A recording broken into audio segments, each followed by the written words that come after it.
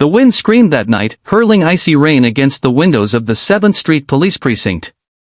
It was one of those storms that felt like a warning and omen. The clock on the wall had just clicked past 2 a.m., and the graveyard shift officers were quietly nursing their coffees, scrolling through unfinished reports. Outside, the world was silent, save for the occasional roar of thunder, until the front door creaked open. At first, no one noticed the soaked silhouette hobbling into the lobby. He moved with a limp, head low, ribs heaving with every step. Rainwater and blood pooled around his paws. The officers at the desk froze when they saw him.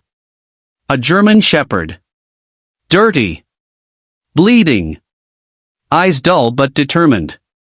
And then, as if pulled by an invisible thread, the dog approached the center of the room, opened his mouth, and dropped something onto the cold tile floor.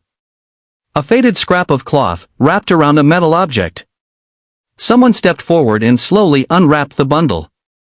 The moment the badge shined under the fluorescent lights, a chilling silence filled the room. It was old, tarnished, but unmistakable. It belonged to Officer Daniel Reeves. A name engraved in the hearts of everyone in that building. A name that had been spoken in mourning years ago when he died in the line of duty. And lying next to that badge was the dog who had once been his partner. His shadow. His protector. Before we dive deeper into this unbelievable true story, please take a second to like this video, leave a comment, and share it with someone who believes in loyalty, second chances, or the unbreakable bond between animals and humans. And of course, subscribe to Pawsitive Tales for more stories that restore your faith in humanity. That dog was Rex. Badge number K9-34. Once, he was the pride of the K9 unit, a powerful, intelligent German shepherd who had served with unmatched loyalty. His eyes used to sparkle with purpose, his steps full of confidence. He had saved lives, tracked fugitives through dense forests, sniffed out narcotics buried in secret compartments, and above all, stood beside Officer Reeves, his handler and best friend. Their bond wasn't just professional, it was a brotherhood. Every morning, Reeves would greet Rex with a rub behind the ear and a whispered promise, "You watch my 6, and I'll watch yours." And Rex did. Always. But fate is cruel. During a high-risk drug bust, their unmarked vehicle was T-boned by a speeding van. The crash was fatal for Reeves. Rex survived, injured and disoriented.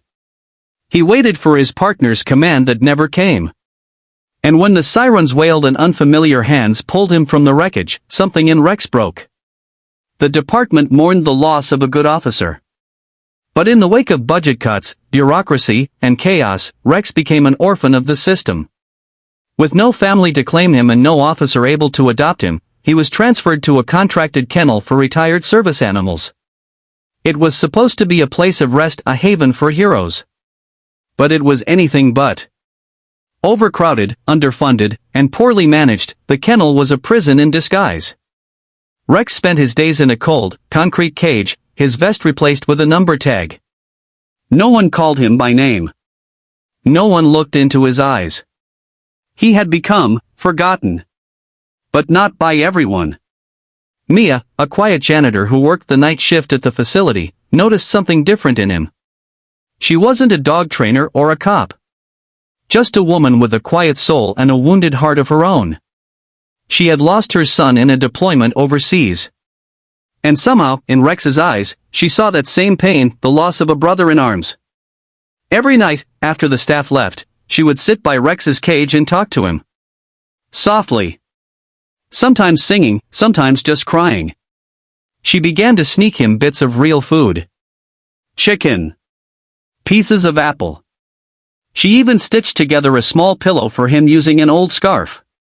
One night, she overheard something that made her blood run cold. Rex, unadopted, unclaimed, and aging, was being moved to another facility with a high euthanasia rate. It was protocol. No space left, they said.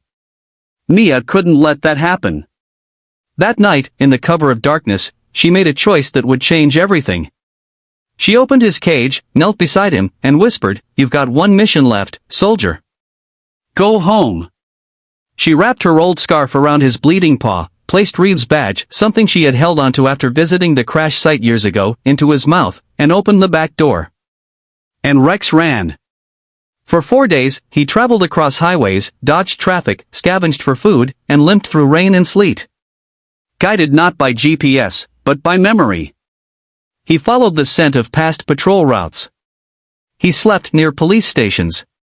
And finally, somehow, he found his way to the precinct where it all began. When news of the dog's arrival broke, officers were stunned. Old files were pulled. His chip was scanned. It was confirmed.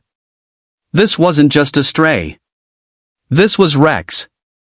And suddenly, the department remembered. They remembered the brave K9 who once brought a missing girl home.